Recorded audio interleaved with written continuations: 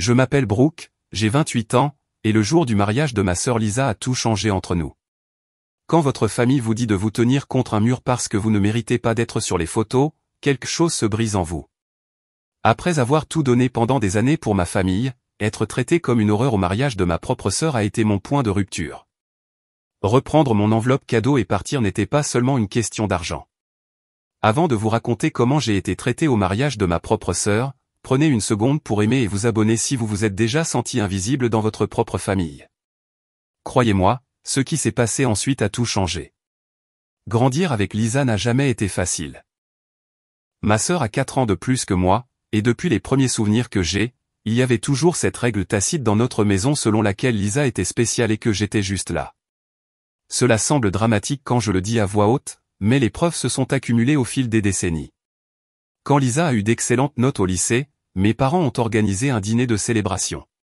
Quand j'ai eu d'excellentes notes, j'ai reçu un rapide bon travail à table avant que la conversation ne revienne à ce que Lisa faisait cette semaine-là. Mes réussites scolaires, mes concours d'art, mes compétitions d'athlétisme, tout cela est devenu des notes de bas de page dans la grande histoire de Lisa Wilson. Ta sœur est juste plus sociable, expliquait ma mère quand je demandais pourquoi mes réalisations semblaient moins importantes. Certaines personnes attirent naturellement l'attention. Il était vrai que Lisa était extravertie, jolie et pouvait charmer n'importe qui en quelques minutes après l'avoir rencontrée. J'étais plus calme, plus analytique et préférais les petits groupes aux grandes fêtes. Mais ces différences n'auraient pas dû se traduire par un traitement aussi différent. La tendance s'est poursuivie dans notre vie adulte. Lisa est allée dans une université d'État et a changé de spécialité 3 fois avant de se décider pour la communication. Mes parents ont tout payé, des frais de scolarité à son appartement en passant par l'argent de poche. Quand est venu le moment pour moi d'aller à l'université, l'argent s'était en quelque sorte resserré. Nous n'avons tout simplement pas les mêmes ressources maintenant, expliquait papa en évitant le contact visuel. J'ai travaillé à 2 emplois tout en conservant une bourse complète, j'ai obtenu mon diplôme avec mention en graphisme et j'avais encore des prêts étudiants à rembourser.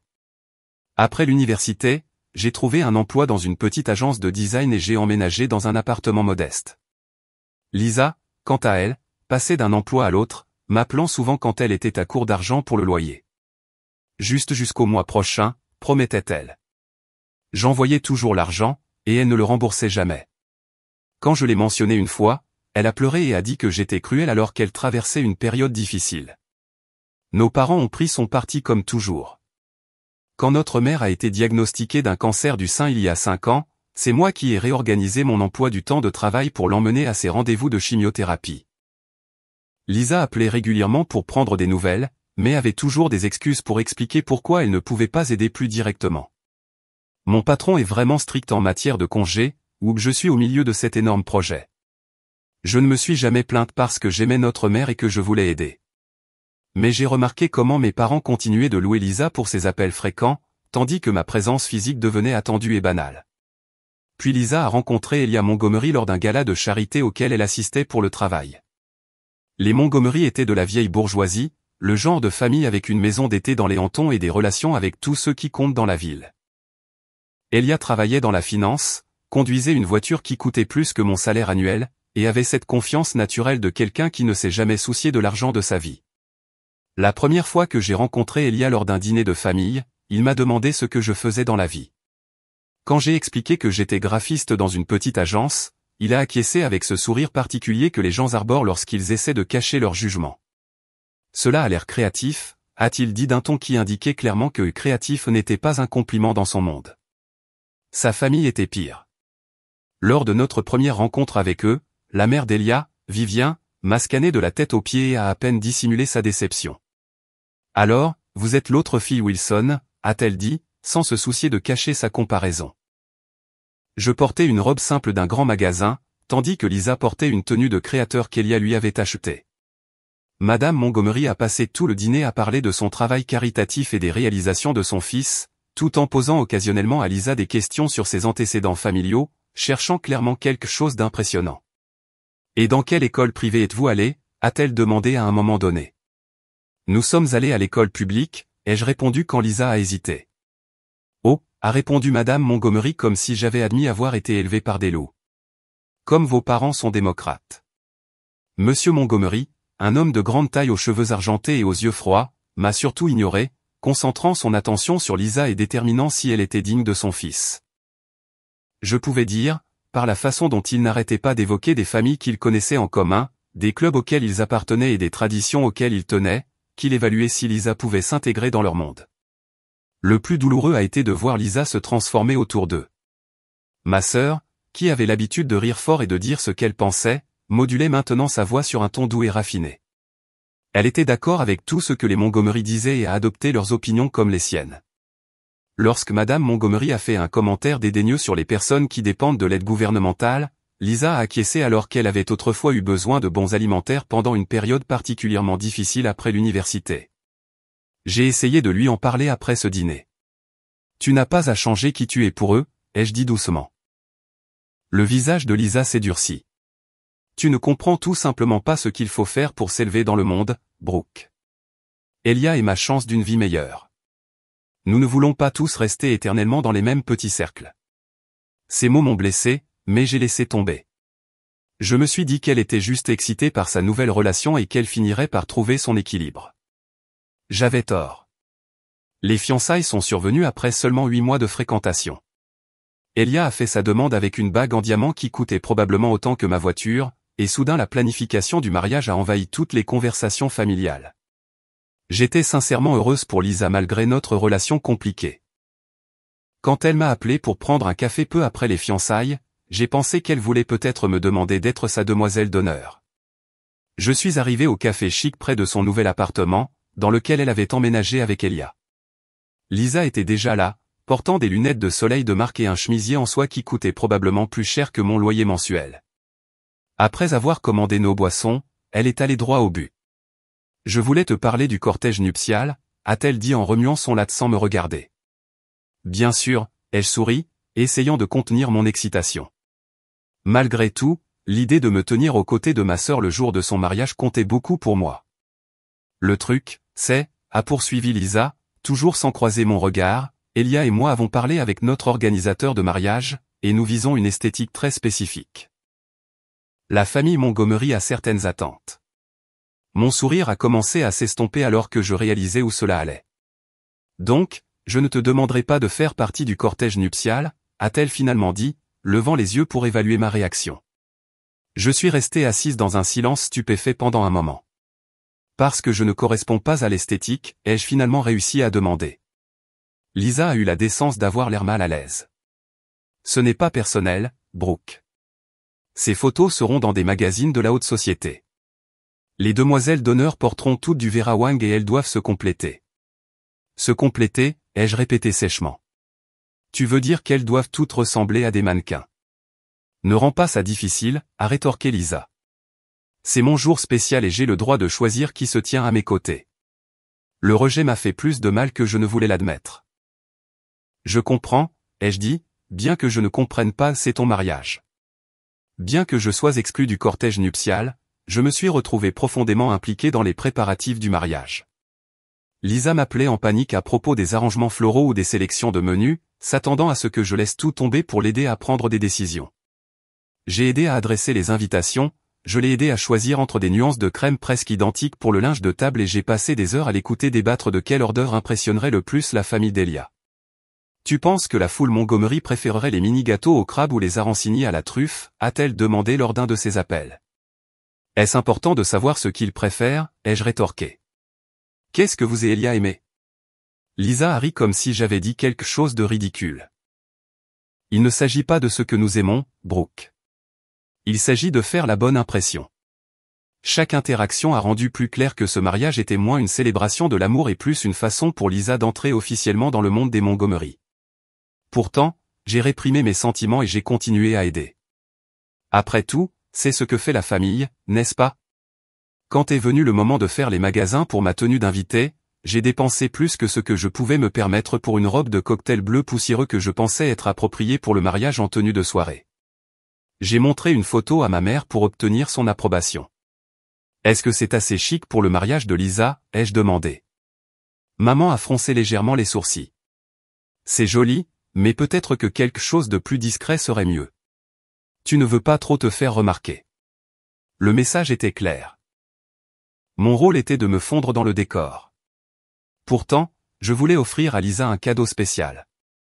Je me suis souvenu de la façon dont elle avait autrefois admiré un ensemble coûteux de couverts en argent dans la vitrine d'un grand magasin il y a des années. Quand j'aurai ma propre maison un jour, je veux quelque chose d'aussi beau, avait-elle dit. En utilisant la majeure partie de mes économies, j'ai acheté l'ensemble de 40 pièces, avec des ustensiles de service et un coffre de rangement en bois. Tout au long de tout cela, mon amie Vanessa était mon point de repère. Nous étions amis depuis l'université, et elle connaissait toutes les dynamiques de ma famille. Tu te rends compte que c'est n'importe quoi, n'est-ce pas, a-t-elle dit lors d'un de nos dîners hebdomadaires. Ils t'excluent du cortège nuptial parce que tu ne corresponds pas à leur esthétique, mais ils s'attendent quand même à ce que tu aies d'atout. Elle est toujours ma sœur, ai-je répondu, bien que ma défense ait semblé faible, même à mes propres oreilles. Et tu es toujours une personne qui mérite le respect, a rétorqué Vanessa. T'ont-ils même demandé comment tu allais ces derniers temps? Où est-ce que chaque conversation porte sur le mariage? Elle avait raison. Personne dans ma famille ne s'était renseigné sur ma récente promotion au travail ou sur le prix de design que j'avais reçu. Chaque appel familial et chaque dîner avait tourné autour du mariage de Lisa pendant des mois. Alors que le jour du mariage approchait, j'ai essayé de rester optimiste. Peut-être qu'une fois le stress de la planification terminé, les choses s'amélioreraient. Peut-être que le jour même, entouré d'amour et de célébration, la dynamique familiale s'adoucirait. Peut-être que pour une fois, j'aurais l'impression d'appartenir vraiment à ce lieu. Je n'aurais pas pu avoir plus tort. Le matin du mariage de Lisa s'est levé ensoleillé et clair, une journée parfaite de juin. Je suis arrivé tôt à l'hôtel chic, comme Lisa me l'avait demandé pour l'aider avec les détails de dernière minute. La famille Montgomery avait loué tout le dernier étage pour la préparation du cortège nuptial, tandis que la cérémonie aurait lieu dans le jardin de l'hôtel, suivie d'une réception dans la grande salle de bal. Quand je suis arrivé à la suite nuptiale, je l'ai trouvé animé d'activités, coiffeurs, maquilleurs, organisateurs de mariage et ses assistants, et les 6 demoiselles d'honneur de Lisa, toutes grandes, minces et des femmes d'une beauté conventionnelle qui étaient allées à l'université avec elle ou étaient liées à la famille Montgomery. Brooke, tu es là, a reconnu brièvement Lisa avant de se tourner vers le maquilleur. Je t'ai dit que je voulais un regard plus dramatique. Je suis resté maladroitement dans l'embrasure de la porte, ma housse à vêtements avec ma robe drapée sur mon bras. Y a-t-il quelque chose que je puisse faire, ai-je demandé. En fait, a interrompu l'organisatrice du mariage, une femme sévère nommée Diane, nous avons tout sous contrôle ici. Peut-être que tu pourrais vérifier les livraisons de fleurs en bas. C'était donc mon rôle pour la matinée, être envoyé pour diverses courses qui me tenaient à l'écart de la préparation proprement dite. J'ai vérifié les fleurs, confirmé avec le DJ, vérifié que le livre d'or était correctement placé, toutes les tâches qui auraient pu être gérées par les 3 assistants de l'organisatrice de mariage, qui semblaient ne faire que prendre des photos pour les médias sociaux. Vers midi, ma mère est arrivée, élégante dans une nouvelle robe coûteuse et des cheveux et un maquillage fait par des professionnels. Maman, je l'ai saluée avec une étreinte. Tu es belle. Merci, ma chérie, a-t-elle dit distraitement, regardant déjà au-delà de moi. As-tu vu Lisa? Comment va-t-elle? Je l'ai à peine vue, ai-je admis. La suite nuptiale est assez chaotique. Eh bien, je devrais y aller. Elle a besoin de sa mère un jour comme aujourd'hui. Elle m'a tapoté le bras et s'est dirigée vers l'ascenseur, me laissant à nouveau seul. J'ai décidé de vérifier le plan de table de la réception, curieuse de savoir où j'allais m'asseoir pendant le dîner. Le grand tableau orné était exposé près de l'entrée de la salle de bal, avec des tables élégamment disposées et des noms écrits en calligraphie.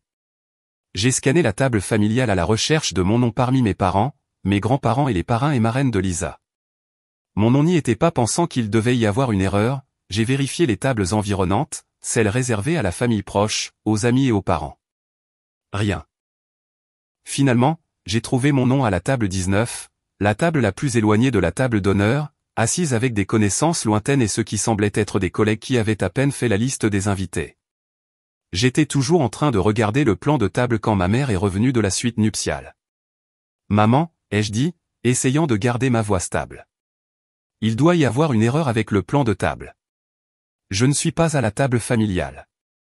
Elle a jeté un coup d'œil au tableau et a ensuite détourné le regard mal à l'aise. Oui, eh bien, il y a eu des ajustements de dernière minute.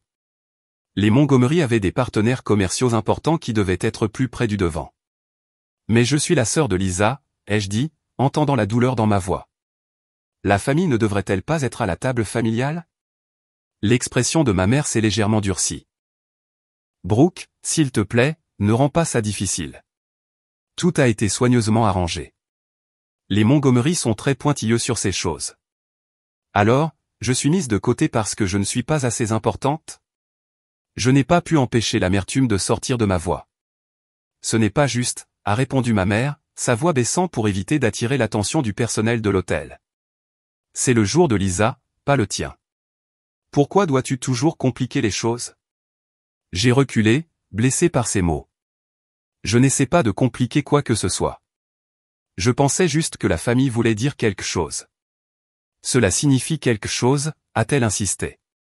C'est pourquoi tu dois être solidaire et ne pas créer de problème à cause d'un simple plan de table. Avant que je puisse répondre, mon père s'est approché, mal à l'aise dans son smoking. À 58 ans, Martin Wilson était un homme qui évitait les conflits à tout prix.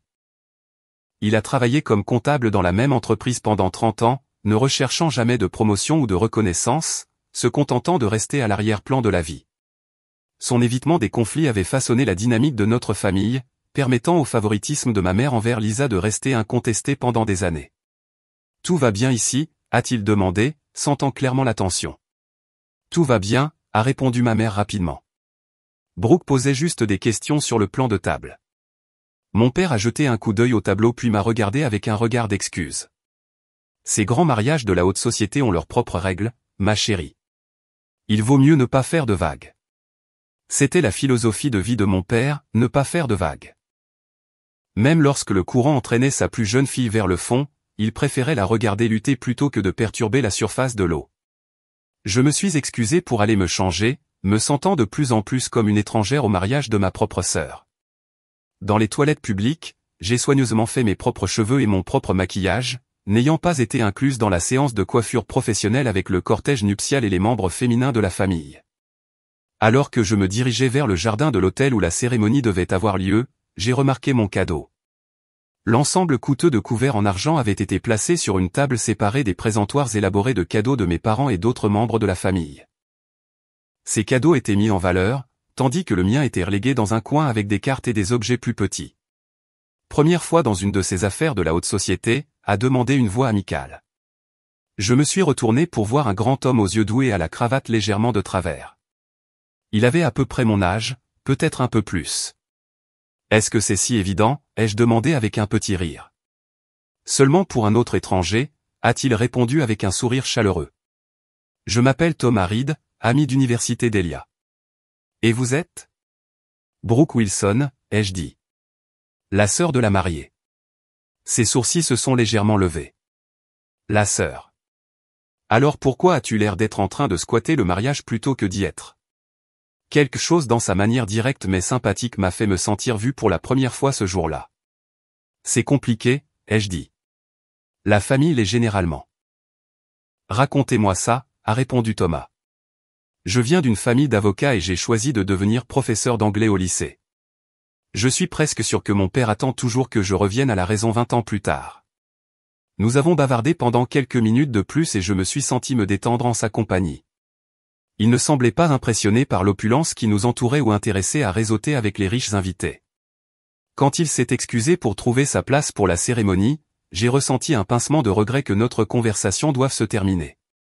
Alors que je me dirigeais vers ma propre place, j'ai remarqué les regards de divers membres de la famille et de Relations Montgomery. Ma robe, bien que jolie, n'était clairement pas de marque, et dans cette foule, c'était apparemment un péché digne de jugement. J'ai entendu un extrait de conversation alors que je passais devant deux femmes que j'ai reconnues comme des amies de la mère d'Elia. C'est la sœur. Je m'attendais à quelqu'un de plus raffiné. Elia dit qu'elle travaille comme une sorte d'artiste ou quelque chose comme ça. Pas vraiment du matériel Montgomery.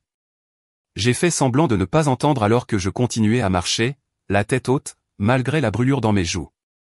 Ce n'était que le début de ce qui allait devenir le jour le plus humiliant de ma vie.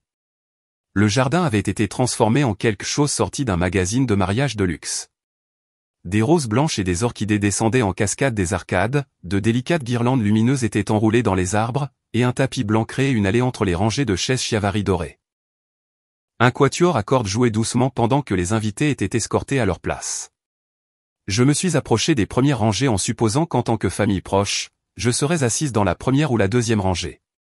Une coordinatrice de mariage avec une tablette et une oreillette m'a arrêté. « Excusez-moi, votre nom s'il vous plaît ?» a-t-elle demandé brusquement. « Brooke Wilson, je suis la sœur de la mariée. » Elle a jeté un coup d'œil à sa tablette. « Wilson ? Oui, vous êtes dans la rangée 3, siège 12. » J'ai cligné des yeux de surprise. « Rangée 3 ? Mais ce n'est pas la section familiale.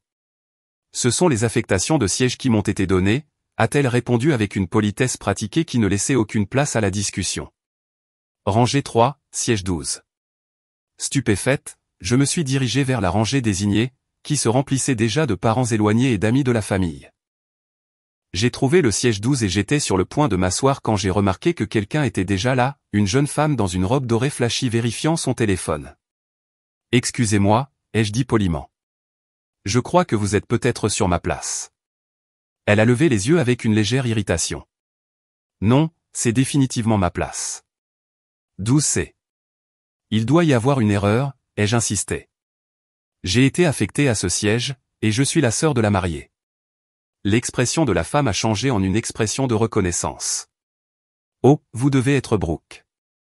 Je m'appelle Sophie, le +1 de la cousine d'Elia. Il y a eu un changement de dernière minute. Diane m'a dit de m'asseoir ici parce qu'ils avaient besoin d'accommoder des invités VIP à l'avant. Je suis resté là complètement mortifié alors que les personnes assises sur les sièges voisins commençaient à remarquer la conversation. Du coin de l'œil, je pouvais voir ma mère dans la première rangée ne pas se retourner délibérément malgré le fait d'avoir sûrement entendu la commotion. Y a-t-il un problème? La coordinatrice de mariage était revenue, sa voix basse mais ferme. Mon siège semble avoir été réaffecté, ai-je expliqué, essayant de garder ma voix stable. Oui, il y a eu des ajustements faits à la demande de la mariée et du marié, a-t-elle confirmé sans une once de sympathie. Si vous voulez bien me suivre, nous pouvons vous trouver une autre place. Les seules places disponibles étaient dans les rangées du fond ou sur les côtés. La coordinatrice m'a dirigé vers un siège dans l'allée dans l'avant-dernière rangée, loin de ma famille et avec une vue partielle de la zone de cérémonie au mieux. En m'asseyant, j'ai remarqué plusieurs sièges vides dans les rangées familiales à l'avant. Il ne s'agissait pas d'un manque de place. C'était un choix délibéré de me tenir à l'écart. La cérémonie a commencé et j'ai regardé mon père emmener Lisa le long de l'allée. Elle était magnifique dans sa robe de créateur avec un voile de longueur cathédrale et un bouquet de roses blanches. Notre père rayonnait de fierté, et je pouvais voir notre mère tamponner ses yeux dans la première rangée. Pendant un moment, malgré tout, j'ai ressenti une poussée d'amour pour ma sœur. Quelles que soient nos différences, je voulais vraiment qu'elle soit heureuse. Les vœux étaient personnels et sincères, bien que j'ai remarqué à quel point ceux de Lisa semblaient soigneusement conçus pour impressionner la famille d'Elia, soulignant des valeurs comme la tradition et le statut qui n'avaient jamais été importants pour elle auparavant.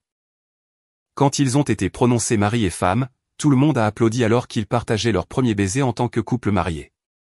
Pendant la cérémonie, j'avais envoyé un SMS à Vanessa, qui n'avait pas pu assister à cause d'un voyage d'affaires hors de l'État. « Comment ça se passe ?» avait-elle écrit. « Pire que je ne l'imaginais » ai-je répondu. J'ai été déplacé dans la rangée du fond. La table familiale à la réception est trop pleine pour moi, apparemment. Quoi? Tu es sérieuse? C'est n'importe quoi. Brooke, raconte-moi ça. J'ai l'impression que je devrais juste partir. Si tu as besoin de te protéger, fais-le. Mais souviens-toi, il s'agit d'eux, pas de toi. Leurs actions montrent leur caractère, pas ta valeur. Ces mots m'ont apporté un petit réconfort alors que j'étais assise seule à regarder ma famille célébrer sans moi. Après la cérémonie, le photographe a commencé à organiser des groupes pour les photos officielles. Je suis resté maladroitement à l'écart, attendant d'être appelé pour les photos de famille. La mariée et le marié ont été photographiés seuls en premier, puis avec les parents d'Elia, puis avec les deux couples de parents. Ensuite sont venus les groupes de famille élargis, toujours sans moi. Finalement, le photographe a appelé « Maintenant, j'aimerais la famille Wilson, s'il vous plaît ». J'ai fait un pas en avant seulement pour entendre la mère d'Elia dire à voix haute « Nous devrions faire juste les parents avec le couple en premier ». Plus de photos ont été prises et plus de combinaisons de membres de la famille, de cousins et d'amis. J'ai continué à attendre, devenant de plus en plus consciente que j'étais délibérément exclue. Finalement, ma tante Grace, la sœur aînée de ma mère, m'a remarqué debout seul et s'est approché du photographe. Brooke ne devrait-elle pas être sur certaines de ces photos, a-t-elle demandé, mais pas assez doucement. Le photographe avait l'air confus. Y a-t-il un autre membre de la famille?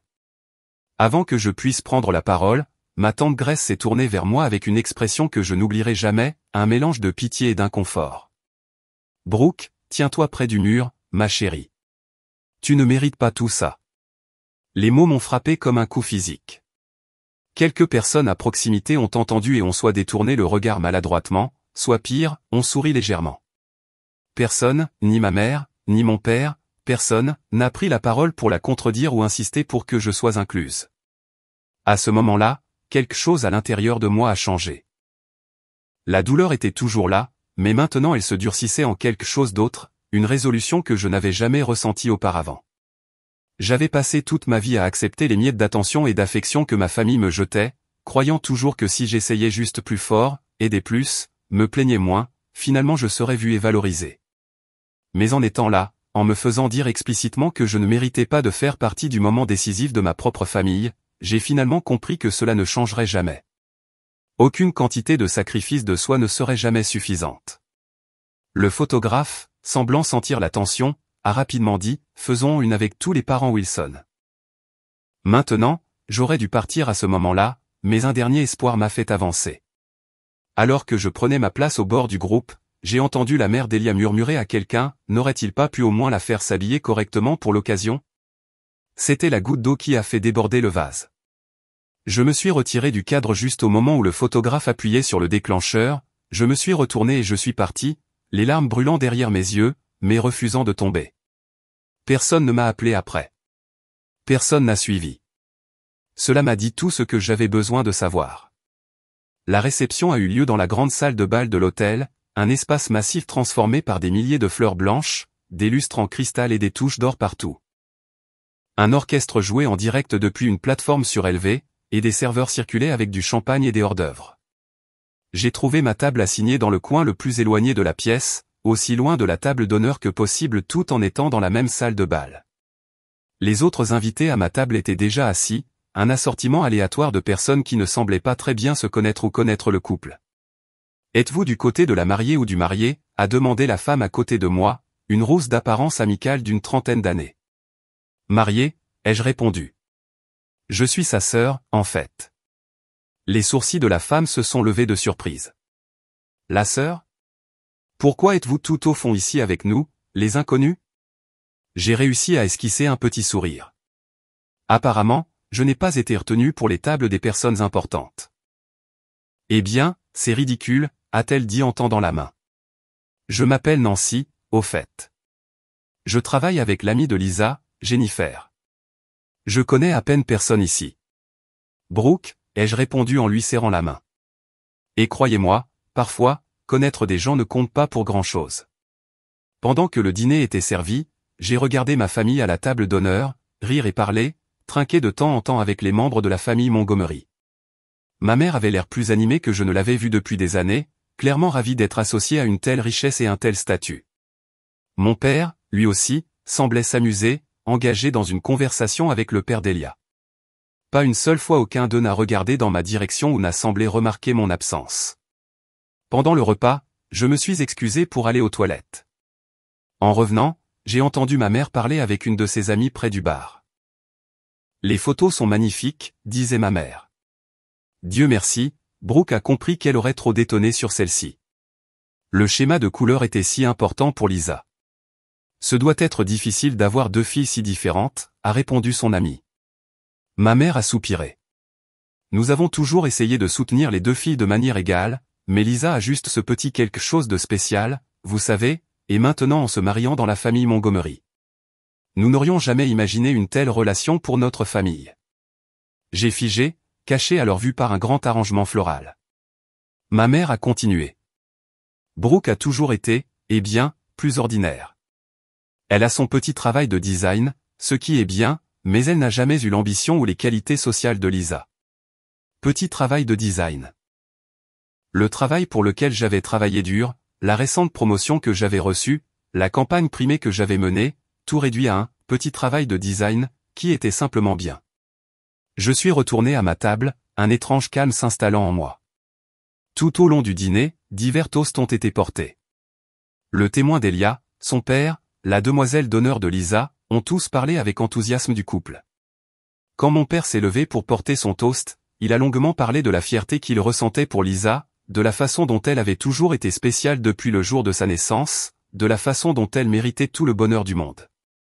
Il ne m'a pas mentionné une seule fois, pas même en passant en tant que « notre autre fille ». Après le dîner sont venus les moments traditionnels, la première danse, la danse père-fille, la découpe du gâteau. Pour chaque événement, Lisa s'est tenue sous les projecteurs avec son nouveau mari et ses parents rayonnants. Je suis resté à ma table éloigné, me sentant de plus en plus comme une étrangère qui s'était égarée dans le mauvais événement. Quand Lisa a pris le micro pour remercier tout le monde d'être venu, elle a exprimé sa gratitude à ses parents de toujours croire en moi et de soutenir mes rêves. Elle a remercié la famille d'Elia de m'avoir accueilli à bras ouverts. Elle a remercié ses demoiselles d'honneur, son organisateur de mariage, même le personnel de l'hôtel. Pas une seule fois elle n'a reconnu sa seule sœur, qui avait aidé à adresser les invitations, à choisir les fleurs et à écouter d'innombrables angoisses liées au mariage au cours de la dernière année. Alors que Lisa terminait son discours sous les applaudissements enthousiastes, quelque chose à l'intérieur de moi s'est finalement brisé. Ou peut-être que quelque chose devenait enfin entier, un respect de soi que j'avais réprimé pendant des années au nom de l'harmonie familiale. Quoi qu'il en soit, je savais que je ne pouvais pas rester assise une minute de plus dans cette mascarade. Je me suis levé de ma table, j'ai dit au revoir à Nancy et je me suis dirigé délibérément vers la table des cadeaux. Les couverts en argent que j'avais achetés représentaient des mois d'économie, un sacrifice financier important fait par amour pour une sœur qui ne pouvait même pas reconnaître mon existence le jour de son mariage. J'ai trouvé mon cadeau toujours dans son élégant emballage avec la carte que j'avais écrite souhaitant à Lisa et Elia une vie de bonheur. À côté, j'ai repéré l'enveloppe contenant le cadeau en espèces que j'avais également inclus malgré mon budget limité. J'ai ramassé l'enveloppe et je l'ai glissée dans mon sac à main. « Qu'est-ce que tu fais ?» La voix de Lisa venait de derrière moi. Elle m'avait repéré à travers la pièce et m'avait suivi. Je me suis retourné pour faire face à ma sœur, magnifique dans sa robe de créateur, son maquillage toujours parfait, sa nouvelle bague en diamant captant la lumière. « Je reprends mon cadeau », ai-je dit simplement. « Tu ne peux pas faire ça », a-t-elle sifflé, regardant autour d'elle pour s'assurer que personne ne regardait la scène se dérouler. C'est tellement inapproprié. Inapproprié, ai-je répété, ressentant un étrange calme malgré la situation. Tu sais ce qui est inapproprié, Lisa ? Traiter ta sœur comme si elle n'existait pas. M'exclure des photos de famille, m'asseoir aussi loin de toi que possible, me faire aider à chaque aspect de ton mariage, puis faire semblant que je suis une étrangère. Le visage de Lisa a rougi. Tu fais une scène. C'est le jour de mon mariage. Oui, c'est ton jour. Et j'ai tellement essayé d'être heureuse pour toi, de te soutenir, d'être la sœur dont tu avais besoin. Mais j'ai finalement réalisé que rien de ce que je fais ne sera jamais suffisant. Je ne serai jamais assez bien pour cette famille. À ce moment-là, Elia avait remarqué la confrontation et s'approchait, ainsi que mes parents. Y a-t-il un problème ici, a demandé Elia, son ton suggérant que j'étais le problème. Aucun problème, ai-je répondu. J'étais juste en train de partir. Partir, a répété ma mère, l'air scandalisé. Tu ne peux pas partir au milieu de la réception de ta sœur. En fait, je peux. Et je le fais. Mon père a fait un pas en avant, son visage exprimant un mélange de confusion et d'inconfort. Brooke, sois raisonnable. Quoi qu'il se passe, nous pouvons en discuter demain en famille. Je l'ai regardé tristement. Nous n'avons jamais été une famille. Pas vraiment. Pas une qui m'incluait comme membre à part entière. C'est ridicule, a dit ma mère sèchement. Tu as toujours eu un don pour le théâtre. J'ai secoué la tête. Non, maman. J'ai toujours eu tendance à accepter moins que ce que je méritais parce que je voulais tellement être aimé par ma famille, mais j'en ai fini avec ça maintenant. Je me suis tourné vers Lisa, qui regardait avec un mélange de colère et d'embarras. J'espère que tu seras heureuse, Lisa. Vraiment. Mais je ne ferai plus semblant que je compte pour toi ou pour cette famille. Puis je les ai regardés tous ensemble dans leur tenue de soirée, un portrait de famille parfait sans place pour moi. Ne vous inquiétez pas, ai-je dit, ma voix ferme malgré les émotions qui bouillonnaient à l'intérieur de moi.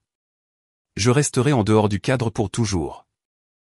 Sur ce, Je me suis retourné et je suis parti, en direction de la sortie. Derrière moi, j'entendais les murmures mortifiés de ma mère et la réponse colérique de Lisa, mais personne ne m'a suivi. Personne n'a crié mon nom ou ne m'a demandé de rester. Ce fait, plus que tout ce qui s'était passé ce jour-là, a confirmé que je faisais le bon choix. L'air du soir était frais sur ma peau alors que je marchais rapidement à travers le hall de l'hôtel et jusqu'au parking. Mes mains tremblaient alors que je tâtonnais pour trouver les clés de ma voiture, un mélange d'adrénaline, de douleur et de quelque chose d'autre. Quelque chose qui ressemblait étrangement à un soulagement me traversait. Je venais d'atteindre ma voiture quand j'ai entendu des pas derrière moi et une voix appelant mon nom. Je me suis retourné, à moitié surprise, à moitié espérant que ce soit mon père ou même Lisa qui vienne s'excuser ou me demander de revenir. Au lieu de cela, j'ai vu Thomas, l'ami d'Elia de plus tôt, trottiner vers moi à travers le parking, son nœud papillon maintenant défait et pendant lâchement autour de son cou. « Brooke, attends » a-t-il appelé, légèrement essoufflé en m'atteignant. « Est-ce que tu vas bien ?» J'ai laissé échapper un rire qui était en partie un sanglot. « Pas vraiment. »« Non. »« J'ai vu ce qui s'est passé là-dedans » a-t-il dit, son expression étant sincèrement inquiète. « Ou du moins une partie. » J'allais au bar quand je t'ai vu à la table des cadeaux avec ta sœur et ensuite. Eh bien, ça n'avait pas l'air bien. Ce n'était pas bon, ai-je confirmé en m'appuyant contre ma voiture. Disons simplement que la famille Wilson sera beaucoup plus heureuse avec moi hors de la photo, au sens propre comme au figuré. Thomas a secoué la tête. Je sais que ce n'est pas mon rôle, mais ce que j'ai vu là-dedans, la façon dont ils t'ont traité, ce n'était pas bien.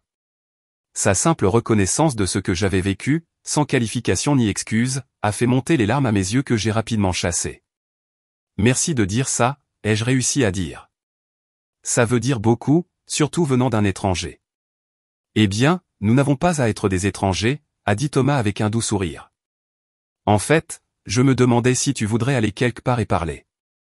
Peut-être prendre un café, ou quelque chose de plus fort si tu préfères. Tu ne devrais probablement pas conduire tout de suite de toute façon.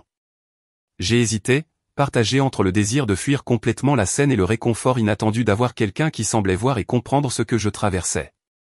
Je promets que je ne suis pas un pervers, a ajouté Thomas, semblant sentir mon incertitude. Je déteste juste voir quelqu'un souffrir comme ça, surtout quand je sais ce que ça fait. Vraiment, ai-je demandé. Il a acquiescé. Ma situation familiale est compliquée aussi. Disons simplement que je sais ce que c'est que d'être l'enfant décevant qui n'est jamais tout à fait à la hauteur des attentes. Quelque chose dans son expression, un mélange de vieille douleur et de sagesse durement acquise, a résonné en moi. Un café, ça sonne bien, ai-je finalement dit. Mais peut-être pas ici. Je préférerais être loin de cet endroit. Compréhensible. Il y a un restaurant ouvert 24 heures sur 24 à environ 10 minutes d'ici. Rien de chic, mais ils font une bonne tasse de café. Rien de chic, ça sonne parfait en ce moment, ai-je répondu, sentant déjà la tension dans mes épaules se relâcher légèrement. Alors que nous marchions vers sa voiture, mon téléphone a commencé à vibrer avec des notifications, des SMS de Lisa, de ma mère, même de mon père, allant de demandes colériques de revenir immédiatement à des questions chargées de culpabilité sur la façon dont j'avais pu gâcher le jour spécial de Lisa. « Tu as besoin de répondre à ça » a demandé Thomas, remarquant mon expression alors que je regardais mon téléphone. « Non » ai-je dit en mettant le téléphone en mode silencieux et en le remettant dans mon sac à main. Rien de ce que je dirai maintenant ne fera de toute façon une différence. Le restaurant était exactement comme Thomas l'avait décrit, rien de chic, mais propre et accueillant, avec des banquettes en vinyle et l'odeur du café et de la tarte dans l'air. Nous avons trouvé une banquette de coin tranquille, et je me suis vraiment senti expirer pour la première fois depuis mon arrivée au mariage ce matin-là. Autour d'un café, Thomas a partagé sa propre histoire. Fils d'un juge éminent et d'un chirurgien, on s'attendait à ce qu'ils suivent leurs traces professionnelles. Au lieu de cela, il avait suivi sa passion pour la littérature et l'éducation, devenant professeur d'anglais dans un lycée public. Mon père ne m'a pas parlé pendant près d'un an après que j'ai changé de spécialité de pré-droit à l'enseignement de l'anglais, a-t-il dit. Ma mère était un peu plus compréhensive, mais elle me présente toujours comme son fils qui travaille dans l'éducation, évitant soigneusement le mot « professeur », comme si c'était quelque chose de honteux. C'est terrible, ai-je dit. Tu fais quelque chose de significatif, quelque chose qui aide vraiment les gens. Toi aussi. Il a souligné, le design est important. Il façonne la façon dont nous vivons le monde. Mais certaines personnes ne peuvent apprécier que les choses qu'elles comprennent, ou les choses qui viennent avec un statut évident. Alors que nous parlions, je me suis surprise à m'ouvrir sur ma propre histoire avec ma famille, à partager des histoires que je n'avais jamais pleinement articulées, même à moi-même. Thomas a écouté sans jugement, posant occasionnellement des questions réfléchies qui m'ont aidé à voir des schémas que je n'avais jamais reconnus auparavant. On dirait que tu as essayé de gagner leur amour toute ta vie, a-t-il observé doucement. Je suppose que oui, ai-je admis, pensant toujours que si j'en faisais assez, aidais assez, réussissais assez, ils finiraient par me voir. Mais l'amour ne devrait pas avoir à être gagné, a dit Thomas. Pas de la famille. La simple vérité de ces mots m'a frappé de plein fouet. Pendant toutes ces années, j'avais traité l'amour comme une transaction, quelque chose pour lequel je devais travailler et prouver que je le méritais, plutôt que comme quelque chose qui devrait être donné librement. Mon téléphone a vibré à nouveau avec un appel de Vanessa. Cette fois, j'ai répondu. Brooke, ça va? J'ai essayé de te joindre. Sa voix inquiète est passée. Je vais bien, ai-je dit, surprise de constater que ce n'était pas entièrement un mensonge. J'ai quitté le mariage. Bon pour toi, a-t-elle dit avec véhémence. D'après ce que tu me racontais, ça avait l'air horrible. C'était le cas, mais je suis en fait dans un restaurant maintenant, en train de prendre un café avec un nouvel ami. J'ai jeté un coup d'œil à Thomas, qui a souri. Un nouvel ami? Au milieu de tout ce drame, ça m'intrigue, a dit Vanessa, son ton s'allégeant. Est-ce que je dois faire une vérification des antécédents de cette personne? J'ai ri, le son m'a surprise. Non, c'est juste quelqu'un qui a été gentil quand la gentillesse était rare aujourd'hui. Après avoir assuré à Vanessa que je l'appellerais demain avec toute l'histoire, j'ai raccroché, me sentant étrangement plus légère. Ma meilleure amie, ai-je expliqué à Thomas. Elle me dit depuis des années que la façon dont ma famille me traite n'est pas normale ou acceptable. Mais je suppose que j'avais besoin de voir ça se dérouler à grande échelle pour enfin la croire. Parfois, nous avons besoin de ce moment dramatique pour voir ce qui est vrai depuis le début, a convenu Thomas. Nous avons fini par parler pendant des heures, bien après que nos tasses de café aient été remplies plusieurs fois et que la foule de fin de soirée se soit clairsemée. Thomas était facile à aborder, perspicace sans être moralisateur, et avait une façon de me faire rire même lorsque nous discutions de sujets douloureux. Alors qu'il me ramenait à ma voiture à l'hôtel, la réception de mariage étant depuis longtemps terminée, il a hésité avant de dire « Je sais que le moment est probablement terrible, mais j'aimerais vraiment te revoir, Brooke. » Quand la poussière retombera de tout ça, bien sûr, dans des circonstances différentes. J'aurais peut-être hésité ou trouvé des excuses, mais les événements de la journée avaient dépouillé ma prudence habituelle, laissant derrière eux une nouvelle clarté sur ce que je voulais et méritais. J'aimerais bien aussi, ai-je dit.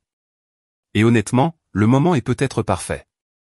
Rien de tel qu'un effondrement familial pour t'aider à reconnaître les personnes qui te voient vraiment. Thomas a souri, ce sourire chaleureux et authentique qui avait d'abord attiré mon attention. Alors je t'appellerai demain, si c'est d'accord. C'est d'accord, ai-je répondu, sentant pour la première fois depuis des années que peut-être, juste peut-être, quelque chose de bon commençait alors même que quelque chose de douloureux se terminait.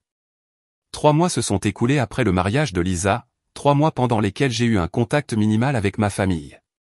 Les premières semaines ont été remplies de SMS et de messages vocaux colériques de Lisa m'accusant de l'avoir embarrassée devant sa nouvelle belle famille, et de messages de ma mère chargés de culpabilité sur la loyauté familiale et le pardon.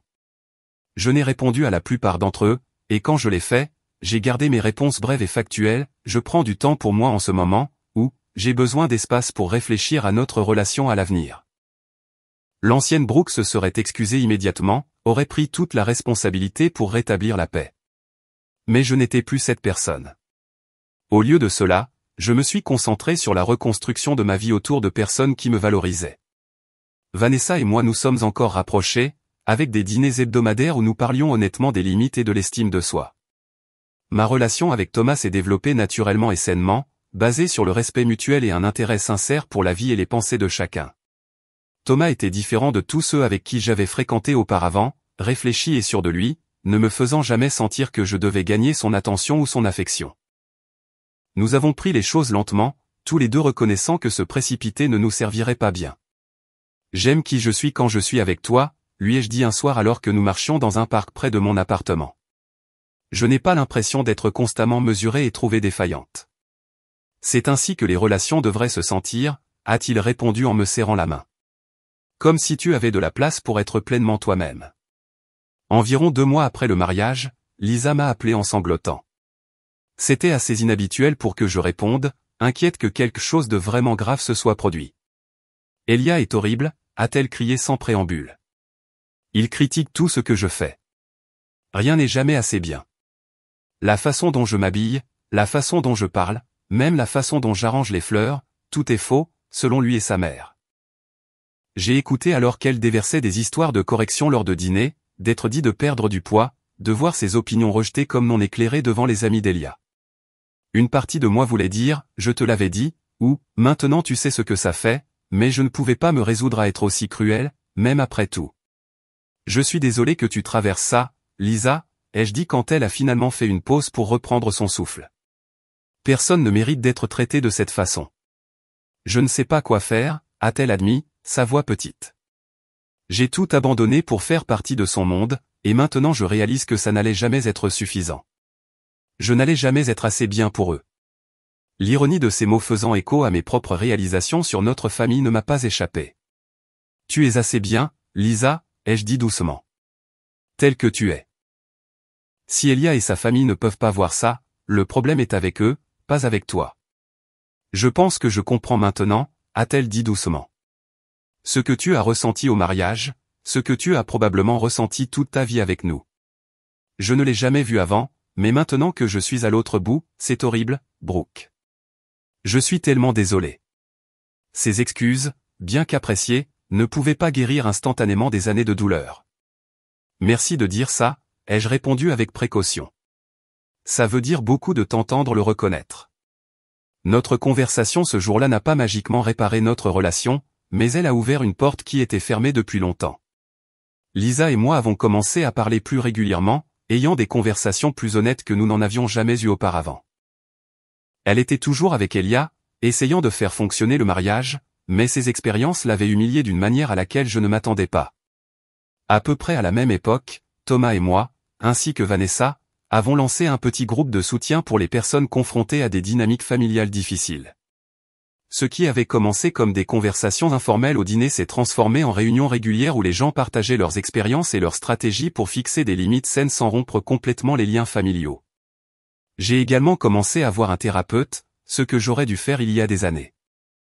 Le docteur Lavigne m'a aidé à comprendre les schémas qui avaient façonné mon comportement et mes attentes, et m'a donné des outils pour reconnaître et interrompre les dynamiques malsaines avant qu'elles ne prennent le dessus.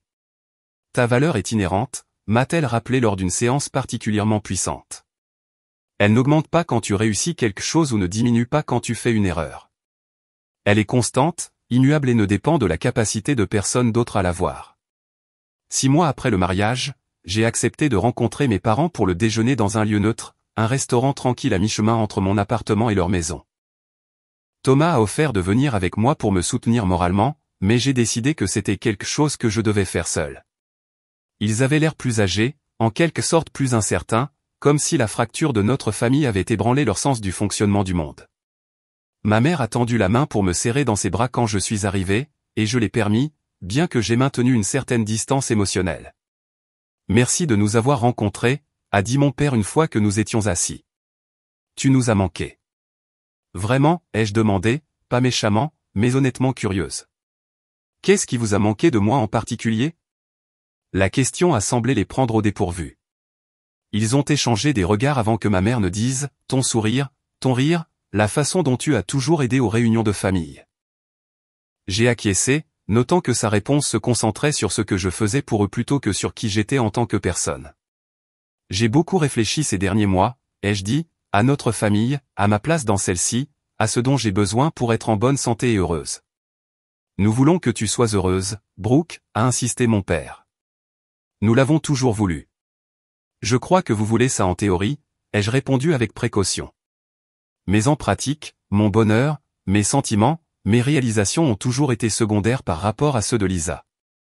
Ce n'est pas quelque chose que je suis prête à accepter plus longtemps. Le visage de ma mère s'est légèrement crispé. Les familles sont compliquées, Brooke. Aucun parent ne peut traiter chaque enfant exactement de la même manière. Il ne s'agit pas d'être traité exactement de la même manière, ai-je rétorqué. Il s'agit d'être valorisé de manière égale, de voir mon existence reconnue et mes contributions appréciées, de ne pas se faire dire de se tenir près d'un mur parce que je ne mérite pas d'être sur les photos de famille. Mon père a tressailli à ça. Ta tante Grace n'aurait jamais dû dire ça. C'était cruel. Oui, c'était le cas, ai-je convenu. Mais ce qui a fait le plus mal, c'est qu'aucun de vous ne l'ait contredite. Aucun de vous ne s'est levé pour moi. Ce déjeuner n'a pas tout résolu, mais il a établi de nouvelles règles pour notre relation à l'avenir. J'ai clairement indiqué que je n'accepterais plus d'être traitée comme moins importante que Lisa, que je m'attendais à ce que mes réalisations soient reconnues tout comme les siennes, et que je ne participerais pas à des événements familiaux où je me sentirais mal accueilli ou invisible. À leur honneur, mes parents ont écouté. Ils n'ont pas immédiatement compris ou accepté tout ce que j'ai dit, mais ils ont semblé reconnaître, peut-être pour la première fois, que le fait de continuer leurs anciens schémas pourrait signifier me perdre complètement de leur vie. Maintenant, 1 an après le mariage de Lisa, ma vie est très différente. Thomas et moi vivons ensemble dans un appartement confortable rempli de nos livres et œuvres d'art. Notre groupe de soutien s'est agrandi, aidant des dizaines de personnes à naviguer dans des relations familiales complexes sans se perdre dans le processus. Ma relation avec ma famille est toujours en évolution. Il y a de bons jours et des jours difficiles, des moments de connexion et des moments de frustration. Le mariage de Lisa avec Elia est sur des bases fragiles, elle envisage la séparation. Mes parents font des efforts, mais les vieilles habitudes refont parfois surface et doivent être abordées. Le changement le plus important, cependant, est en moi. Je ne mesure plus ma valeur par la capacité de ma famille à la voir. Je ne m'épuise plus à essayer de gagner un amour qui devrait être donné librement. J'ai appris à me tenir fermement dans ma propre valeur, à m'entourer de personnes qui la reconnaissent sans effort, et à m'éloigner des situations qui la diminuent. Si vous regardez ça et que quelque chose dans mon histoire résonne en vous, sachez que vous n'êtes pas seul. Votre valeur ne diminue pas parce que quelqu'un ne la voit pas. Parfois, la chose la plus aimante que vous puissiez faire pour vous-même est de vous éloigner des personnes qui vous font vous sentir petit, même, ou surtout, lorsque ces personnes sont de la famille. Parfois, vous devez quitter la table pour trouver le festin que vous méritez. Parfois, vous devez sortir du cadre pour découvrir que vous êtes l'image entière. Avez-vous déjà dû vous éloigner de votre famille pour protéger votre estime de soi? Partagez votre histoire dans les commentaires ci-dessous. Si cette vidéo vous a aidé à vous sentir moins seul, veuillez aimer et vous abonner pour soutenir d'autres histoires comme celle-ci. Et rappelez-vous, fixer des limites saines n'est pas égoïste. C'est nécessaire pour votre bien-être. Merci d'avoir écouté mon histoire, et j'espère qu'elle vous donnera le courage d'écrire la vôtre, avec vous comme personnage principal, pas seulement quelqu'un qui se tient près du mur.